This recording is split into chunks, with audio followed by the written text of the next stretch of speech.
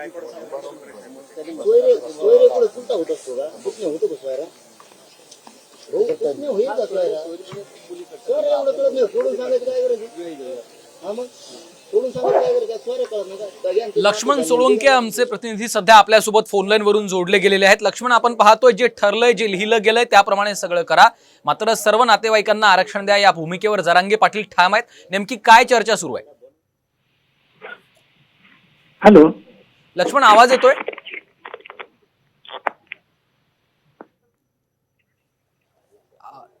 आपण पाहतोय जे ठरलंय, लिहिलं गेलंय त्याप्रमाणे सर्व करा अशा भूमिकेवर जरांगे पाटील ठाम आहेत. तर सर्व नातेवाईकांना आरक्षण द्या असं जरांगे पाटलांचं म्हणणं आहे. सर्वांना आरक्षण देता येणार नाही, तसं केल्यास ते कोर्टात टिकणार नाही असं देखील महाजन यांनी म्हटलेलं आहे.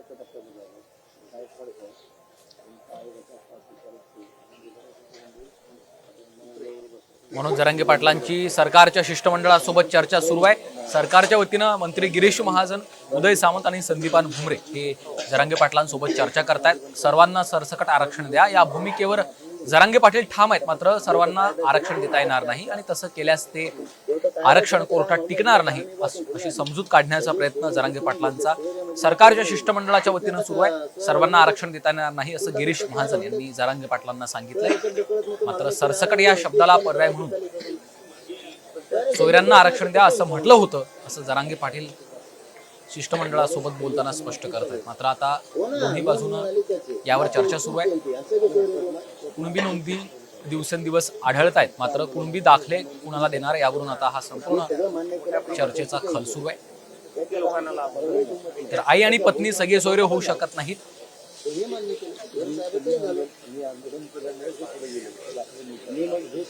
सरकारच्या शिष्टमंडळाची जरांगे पाटलांसोबत चर्चा सुरू आहे.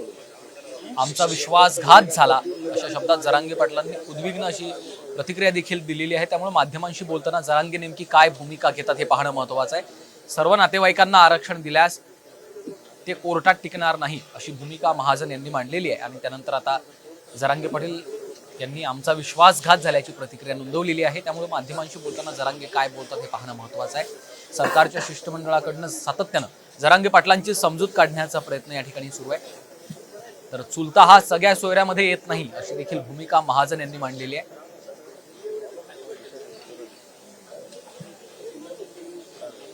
सरकारच्या वतीनं गिरीश महाजन, उदय सामंत आणि संदीपान भुमरे हे जरांगे पाटलांसोबत चर्चा करतायत. सर्व मराठा समाजाला आरक्षण मिळत नाही तोपर्यंत शिंदे समिती काम करणार अशी सामंतांनी आपली भूमिका स्पष्ट केलेली आहे.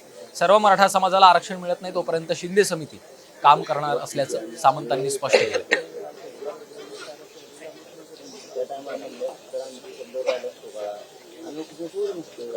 तर सरकारनं सगळे सोयरे नेमके कोण धरले हे स्पष्ट करावं.